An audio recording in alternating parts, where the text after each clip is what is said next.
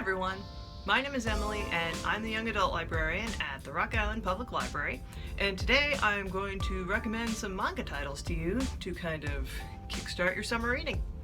And I'm going to tell you about them pretty quick, so you just get a very short synopsis, get an idea of what each book is about. This first one is Cardcaptor Sakura. And this series has been around for as long as I've been reading manga.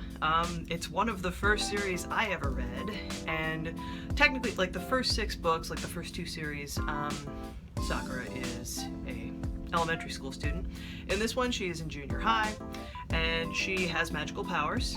She's a magical girl, and she's having some issues with the card she captured in previous volumes, transforming into these weird clear cards. So Sakura has to figure out what the heck is going on with that, and what kind of secret her boyfriend and also her magical guardians might be keeping from her, and who's behind a series of weird magical events going on in her town. So if you like magical girl manga, check out this series. You might notice a bit of a theme. I assure you there will be other types of manga talked about today, but our second book just happens to be Flying Witch. I'm doing this alphabetically, that's why that happened, but in this book you meet a girl in high school, and her name is Makoto Kawada, and she has just moved in with her second cousins to live with them while she finishes high school. And what her younger cousin does not know is that Makoto is a witch, and she's gonna be like going to high school but also finishing her magical training. And this involves kind of lots of different things. For Makoto, it means kind of like learning where her talents lie, magically speaking, and you know, she like helps her family grow vegetables, like she has her own garden, and this kind of helps her pinpoint like what she wants to focus on as a witch, you know, what she wants to concentrate her skills and learning on. So it's very fun. You meet, you know, her familiar, who is a black cat, and we also meet her sister, who is like a very talented witch, but like her complete opposite.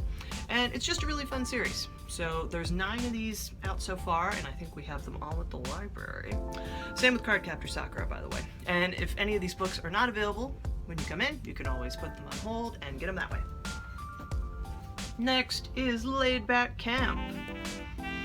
And this book, it's an anime and it's a video game. Like, you can play the game of this, which honestly, like before I played Animal Crossing, I would have thought, how would you even make this a game? But I mean, it's just like a nice game, I think, where you're going camping, making food, and, you know, looking at nice sights and visiting places. So it seems like it could be very fun. This is the story of Rin, and she is somebody who's like grown up with camping. You know, her grandpa's into camping, and her grandpa and like both her parents, they used to do like a lot of motorcycle riding when they were younger. And Rin has a scooter, so she can go solo camping kind of, you know, on weekends, on vacations. And, you know, her parents are fine with this. Like, this is a pretty safe hobby in Japan. Like, her mom's only concern is, hey, be careful with your scooter on the road. So Rin likes camping, she has for a long time, but then she meets Nadeshiko, that's this other girl. And Nadeshiko just happens to be new at Rin's school. And she's never been camping. Like, her family, they just don't really do that. They do other stuff for fun. So when Nadeshiko joins the Outdoor Exploration Club, she gets into camping in a big way and decides, oh yeah, you know, I want to start doing this for fun. And she mostly goes with a group. But, you know, she also thinks that Rin's way of camping is pretty interesting. Just going by yourself and, you know, deciding when you stop and where you're going to eat and, you know, like what campsite you're going to choose, all that stuff. So it's just a very fun, relaxing book about like friends and having fun in high school and like, okay, are we going to go on a trip together? If so, where will we go? What will we make for dinner? Those kinds of decisions. It's like a very low-stakes story that's just, especially in the past year, has been a lot of fun to read. So, next, this is Sadoko Nada. And this is a very short series. There's only 4 volumes in this one, which is kind of nice because I love a long series. I like to just go on once I know the characters and the story. And I think Laid Back Camp is another one that's got like 9 volumes out so far. But Sadoko Nada, you know, you can just learn about the characters and enjoy them, and you don't have to read dozens of books. Like, there's just 4, and you get the whole story of these 2 roommates. And Sadoko is from Japan, Nada is from Saudi Arabia. and they become roommates, and they're living in America, they're living abroad, both of them, for the first time. And so it's very much like kind of an education about their different cultures, you know, learning the other's likes and dislikes in terms of food. And I mean, for Nada, you know, her religion is a big part of her life. And Sadoko's never met anybody who is Muslim. So for her, it's like, oh, okay, you know, I'm learning about a culture that's a lot different from mine. And they're both, you know, like, in America as college students and kind of figuring out, like, okay, well, you know, we're only here for a certain amount of time, but, you know, they've both come to really treasure their friendship. And, you know, the other friends they make while living in America. So it's just a very sweet story. And you will learn a lot about, like, Japanese culture and Saudi Arabian culture, because the author actually, she got to do, like, a comic creation workshop in Saudi Arabia. So that was kind of like her beginning of, you know, learning about a different culture. And yeah, it's a great story. It's just like, again, food and friendship. These are the kinds of manga. Like, I like a cozy manga. That is another theme you may be noticing today. Next is Sue and Taichan.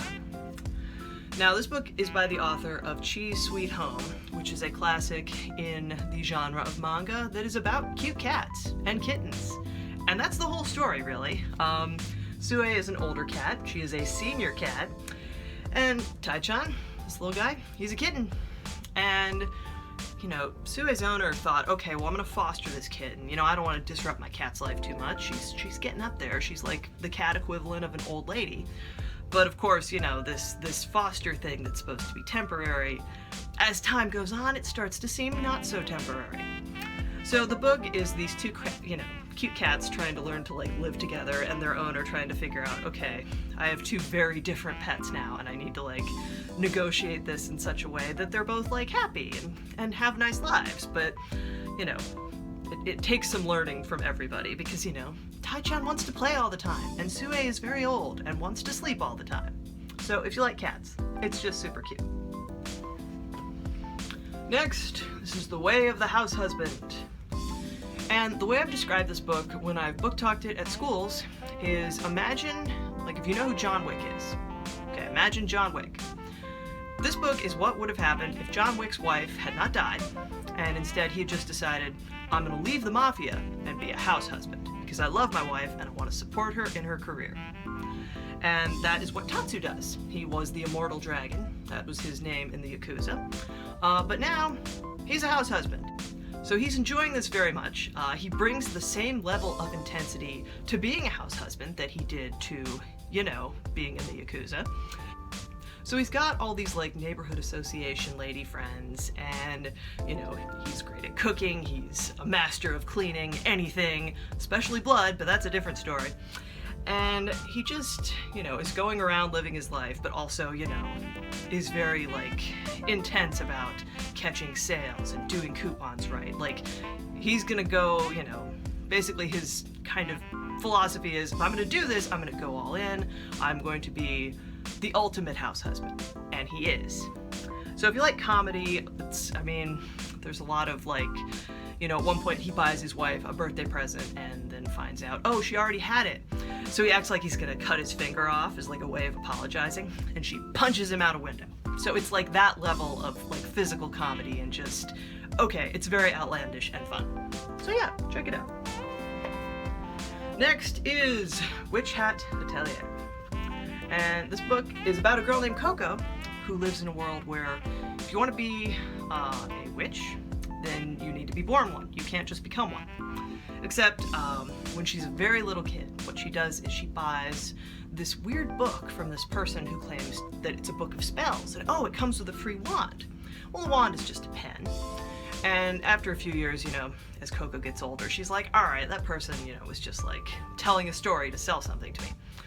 But then a real, actual magic user stops at her home, the tailor's shop she shares with her mom, and she spies on it. Like, she knows she shouldn't. You're not supposed to, like, watch people do magic. Like, oh no, that's secret, that's not for commoners.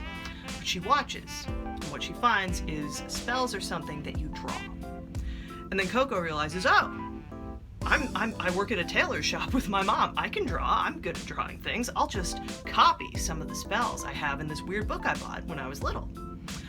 So she does, and she accidentally turns her mom to stone. So the book is about Coco studying magic to try and undo this spell, because this is a big illegal deal in the world of magic. Like, you're not supposed to do spells that transform people in any way, physically. And, you know, Coco's new teacher, you know, he's very curious, like, who would sell a book with, like, an illegal spell to a child? Like, where was this person, like, what was their motive? Where were they coming from? And, you know, who were they? I have to, like, track this thing down so there's not, like, you know, more dangerous magic books out there. So the art is absolutely gorgeous. Again, if you like magical girl stories, this one, it's just got like a really richly imagined world, and like the details, the rules of magic are really interesting. So, last book. So this is Yotsuba, or Yotsubato in the original Japanese. And this is a series that I have been reading since 2005. That's when the first book came out. These have been coming out for 16 years, and there's a new one coming out in September.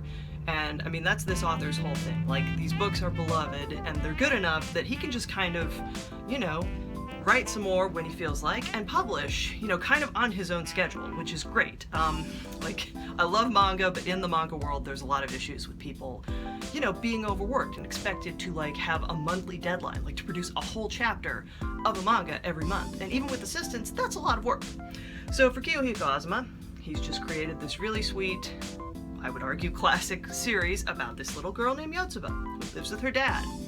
And in the first book, she moves to a new house with her dad, and you know, you meet the family next door, and that's kind of the whole series. Like, she's 5 years old, so she's just kind of exploring the world as a 5-year-old. Like, all the books, it's happening at first during the summer, but like now we're in fall, you know, like only a few days or maybe like a week or two are passing in each volume. So even though, I mean, it's gonna be like volume 15 that's coming out in September, I mean, we're just barely into winter now after 16 years of this series. So it's really fun and sweet. I also love the author's other series, Azumanga Daioh. That's another great one. But yeah, check this out if you're just looking for like a fun story about family and friends and, you know, what the world looks like from the eyes of a little kid. And thank you for watching. I hope you've got some reading ideas now. If you're a manga fan, obviously, you know, I didn't mention like Demon Slayer, Kimetsu no Yaiba, or My Hero Academia, because if you're reading manga, like, you're probably already reading these. So hopefully, you know, some of my favorite series will give you an idea of some new titles to explore. And I hope you have a great summer. Thanks for watching, and I'll see you again soon.